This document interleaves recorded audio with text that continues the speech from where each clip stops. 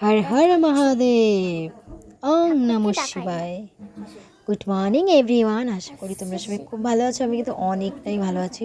বেশ অনেক দিন পর তোমাদেরকে আবার একটা ছোট্ট ভিডিও দিতে চলেছি। আশা করি তোমাদের ভিডিওটা ভীষণ ভালো লাগবে। অনেক দিন আগে অমাবস্যায় পুজো করেছিলাম, তো আমাদের বাড়ির একটু দূরে, তো সেখানেই পুজো দিতে গেছিলাম। উপোস ছিলাম সারাদিন, উপোস করে সন্ধ্যাবেলাতে পুজো দিতে গেছিলাম। আর আমাদের কালী পুজো মানে রাত, এটা কে না জানে বলে, সবাই জানে। কিন্তু আজকাল তিথি নক্ষত্র কোনো ঠিক ঠিকানে নেই, তাই এখন দেখি পুজো বিকেলে সকালেও হচ্ছে কালী পুজো।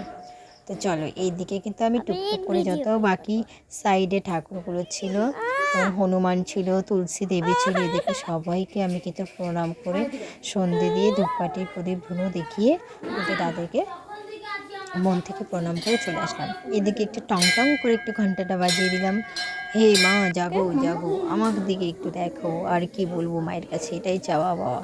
আর এই যে দেখো আমার মেয়ে, আমি যেখানেই যাব আমার মেয়ে তো আমাকে কাজ ছাড়া করবেই না, বা আমার মেয়েকে আমি কোথায় রাখবো, এখনও হয় যেখানেই যাই না কেন আমার মেয়েটাকে তো আবার সঙ্গে করে থাকে। আর এই যে দেখো ফাইনালি আমি আমার চাঁদ বদন পানা মুখখানে তোমাদেরকে দেখিয়ে দিলাম।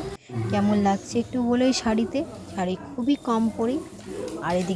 আর এদিকে কিন্তু পুরোহিত মশাই সমস্ত কিছু জোগাড় আয়োজন প্রায় করে ফেলেছেন। এখন আমরা সবাই মিলে পুজোয় বসবো, কিন্তু দুর্ভাগ্যবশত এবার পুজোয় সেরকম কেউ করছে না।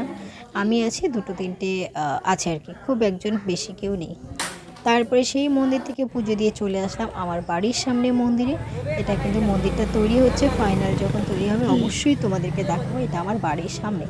তো এখানে পুজোটা আজকে সকাল 10টার দিকে হয়ে গেছিলো, তার জন্য এখানে আর সন্ধেবেলা পুজো দিতে পারিনি।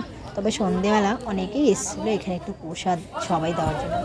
তো আমি আর কি করব, আমি এই সন্ধেবেলায় প্রসাদ নিয়ে দেখো টুকটুক করে চলে আসলাম। দেখতে পাচ্ছ সবাই খিচুড়ি খাচ্ছে। এখানে কিন্তু প্রত্যেক অমাবস্যাতে ভোগ দেওয়া হয়।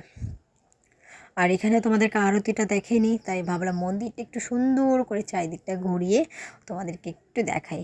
আর এই মায়ের মুখখানে দেখে কার কার মনটা ভালো লাগে একটু বলো তো। আমার মনটা তো বেশ জুড়িয়ে যায়। তারপরে দেখো এটা পরের দিন, আমি আর আমার মেয়েকে নিয়ে একটু সময় কাটাচ্ছিলাম।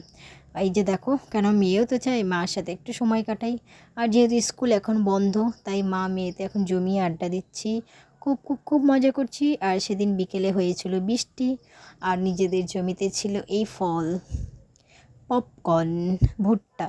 হ্যাঁ, তো এটাকে আমি ভালো করে সুন্দর করে পুড়িয়ে লেবু, লবণ, একটু হালকা লঙ্কার গুঁড়ো উপর থেকে ছিটিয়ে বেশ কিন্তু খাচ্ছিলাম। আর আমার মেয়ে একটু স্টাইল করে খাচ্ছিল। বলে তো কেমন হয়েছে। আর ভীষণ ভালো লাগছিল, অনেক দিন পর খেলাম তো ভুট্টাটা, মানে এই সিজনে ফার্স্ট খেলাম। তো দুপুরবেলা দেখো কী কী রান্না করেছি, আশা করি তোমাদের খুব ভালো লাগলো। তো চলো আজকে আমাদের এটুকু, টাটা।